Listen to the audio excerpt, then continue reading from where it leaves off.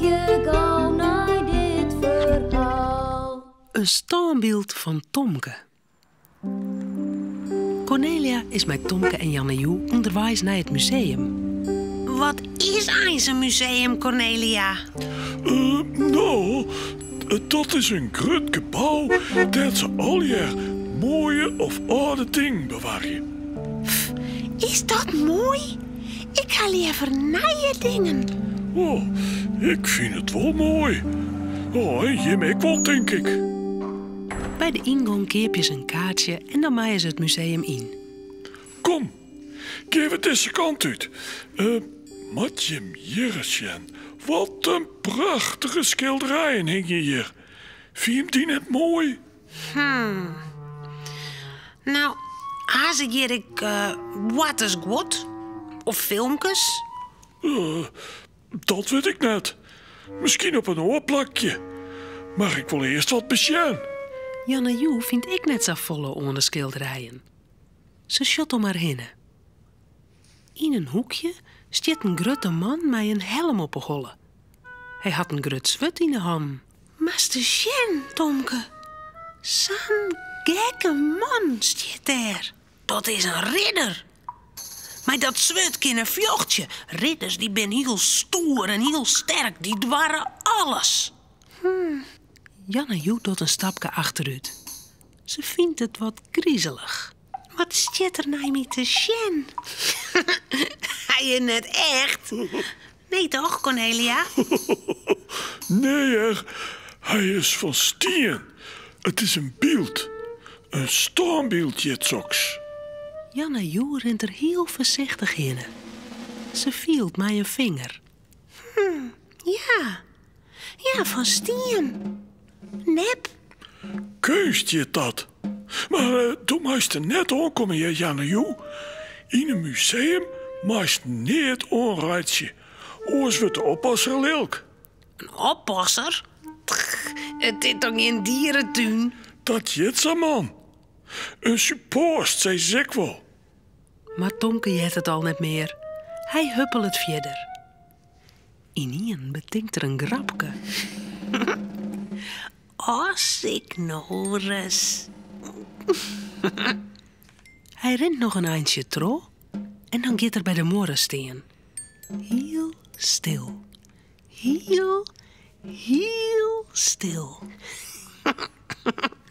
Nou denken ze dat ik echt een standbeeld ben. Tomke hark het scherp. Jette daar voortstappen? Ja, ze komen heel die dichterbij. Dan moeten heel mooie jurken hingen. Ja? Daar komen Janne-Joe en Cornelia de hoeken om. Zo, Dan joggen ze Tomke. zo nou, Cornelia. Hier is echt een standbeeld van Tomke. Oh ja, verdikje. Hij liep het correct echt. Oh, Cornelia jouwt Janne-Joe een kniepeertje. Janne-Joe laakt het eventjes. Ze joggen beide wel dat het de echte Tomke is. Cornelia en Janne-Joe rennen gewoon tro. Ze komen bij een plak dat meestal ontwerp west ha. Op de vlier lissen grutte oude kleden. Janne-Joe pakt Cornelia bij de erem en zaait: Zullen wij nou een krapje met Tomke uithellen? Wij verstopje u's onder een kleed. ja, goed, dat doen we. Ze krijgen een kleed en doggen het oer haar hinnen. Ze staan heel stil te wachten.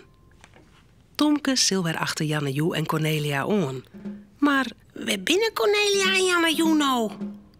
Tomke rent door de kamers. De ene kamer in, Cornelia, de oren weer uit. Janne-Joe, Maar Cornelia en Janne-Joe shot er net. we binnen hem. Tomke ziek het overal, Nou, maar hij kan ze net vinden. Hij ziek het en ziek het. Maar Cornelia en Janne-Joe shot er net. wie romke je nou maar? Dan kon je iets opspeuren. Maar Romke is thuis. Die kan hem net helpen. Hoe kom ik hier nou weer uit? Tomke wordt saaiig. Ik moet mijn hoesta. Tomke weet het net meer. Hij ploft op een groendel en zal beginnen te goelen. Maar dan jet er een loertje. De rissel het wat. Ik heb wat. Tomke shot om hem heen. Dicht bij hem staan standbeelden. Een grutte en een lietse. Ze zitten inpakt in een kleed. Hé, die ene die had zulke voeten als Cornelia.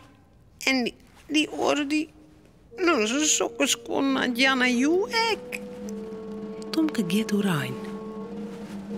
Heel voorzichtig rent er naar de standbeelden ta. Tomke krijgt het kleed beet en hij truwt het omheen. Dan doet er zijn hand naar Cornelia. Tomke schrikt za. Hij valt haast achterover. Janne Joe en Cornelia nog het kleed aan de kant en leidje. Grapke! Nou, toch is dat het echt weer, hè, Tomke? Ja. Ja, hier is dus ik me net voor de gek horen, maat, Tomke. Eigen schuld, dikke bult. Ja. Oh, Tomke. Romke, Cornelia en Tomke zullen sliepen. Het verhaaltje is nou uit. Voort ze op haar bedje kroepen, jouwen ze daar nog gauw een tuut.